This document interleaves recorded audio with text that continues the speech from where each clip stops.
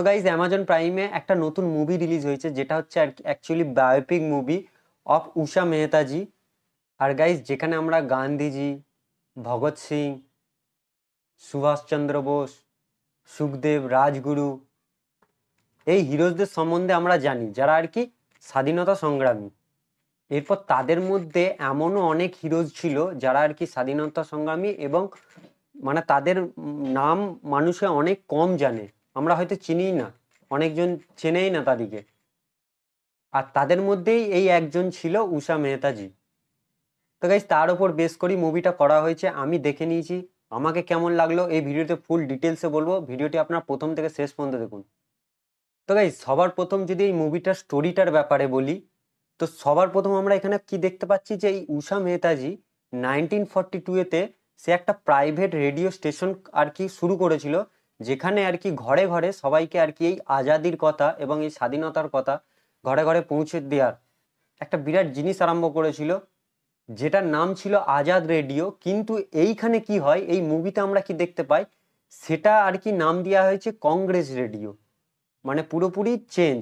আসল নাম কিন্তু আজাদ রেডিও, এই রেডিও চ্যানেলটার নাম ছিল, কিন্তু আজকে আমরা মুভিতে অন্য কিছু দেখতে পাচ্ছি। তো যাই হোক, এবং সেই রেডিওতে উষা মেহতাজি আর কি আমাদের ইন্ডিয়ান এই মানুষদিকে বলে ব্রিটিশদের সাথে কিভাবে লড়তে হবে, এইসব দিকগুলো দেখায় এবং প্রচার করে খুব।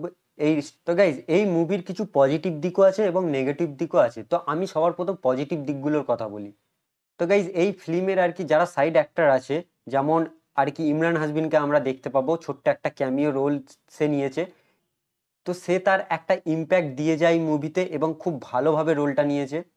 এবং গাইজ এই মুভির লাস্ট 10 মিনিট মানে ক্লাইম্যাক্সের সিনটা এই ফিল্মের সব থেকে সেরা সিন, যদি আপনারা দেখে থাকেন অবশ্যই আপনাদেরকে ভালো লাগবে এই সিনটা, এবং একটা সাসপেন্সও ক্রিয়েট করবে আপনার মধ্যে।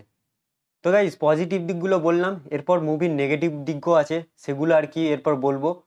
তো গাইজ এই মুভির সবচেয়ে বড় নেগেটিভ পয়েন্ট হলো এই মুভির ইমোশনস। তো গাইজ সবার প্রথম এই মুভিটা একটা দেশভক্ত মুভি। তো মুভিটা দেখার সময় আপনার মধ্যে একটুও দেশভক্তের মানে ভাবনাটাই আসবে না, সেরকম ইম্প্যাক্ট দেবেই না আপনাকে যদি আপনি এই মুভিটা দেখে থাকেন।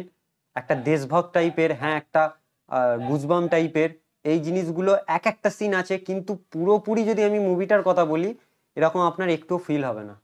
এবং তার কারণ হচ্ছে, সব থেকে বড় এক্সাম্পল হচ্ছে এর লিড কাস্ট, মানে সারা আলি খান।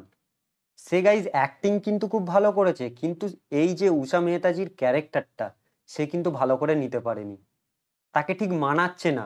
কারণ সে একটা অল্প বয়সী, যাই হোক সে অল্প বয়সী, কিন্তু তার যে একটা ইম্প্যাক্ট, সে যে একটা ইম্প্যাক্ট দেবে মুভিতে, তার যে ক্যারেক্টারটা সে কিন্তু ঠিক ম্যাচ করতে পারেনি উষা মেহতাজি। আর গাইস ইম্প্যাক্ট নিয়ে কথা বলছি যখন, এই জিনিসটা বলতেই হবে, যখন এই মুভিতে ব্রিটিশরা ইন্ডিয়ানদের ওপর অত্যাচার করবে, তাদেরকে মারবে, সেগুলো দেখে অতটা আপনার মধ্যে ইম্প্যাক্ট দেবে না এবং দেয়নি, কোনো মতেই আপনার ফিলই হবে না সেই জিনিসটা। আর সব থেকে এর বড় কারণ হচ্ছে ক্যারেক্টার। যদি আমরা ক্যারেক্টারটা দেখতে পেতাম, আমি তো মুভিটা মানে মাঝখানে দেখতে দেখতে এটাও ভাবছিলাম যে যদি এই উষা মেহতাজির ক্যারেক্টার অন্যজন যদি নিত, তাহলে হয়তো আমার মনে হয় ভালো হতো, সারা আলি খান বাদে যদি অন্যজন একজনকে দিত তো বেটার হতো। এবং স্টোরি ওয়াইজ সব ভালো, মুভিতে সবই ভালো, কিন্তু ওই যে বললাম ফিল হবে না, ক্যারেক্টারটা মানায়নি, এই রকম এই জিনিসগুলো নেগেটিভ দিকগুলো আছে মুভির। তো গাইজ এই ছিল আমার মুভিটা নিয়ে ছোট্ট একটা রিভিউ। তো ভিডিওটি ভালো লাগলে অবশ্যই একটু লাইক করবেন, এবং চ্যানেলে যদি আজকে নতুন হয়ে থাকে চ্যানেলটি সাবস্ক্রাইব করে দেবেন, যাতে নতুন নতুন ভিডিও সবার আগে আপনাদের কাছে পৌঁছায়। তো চলুন নেক্সট একটা ভিডিওতে দেখা হবে, নেক্সট একটা আপডেট রিভিউ নিয়ে।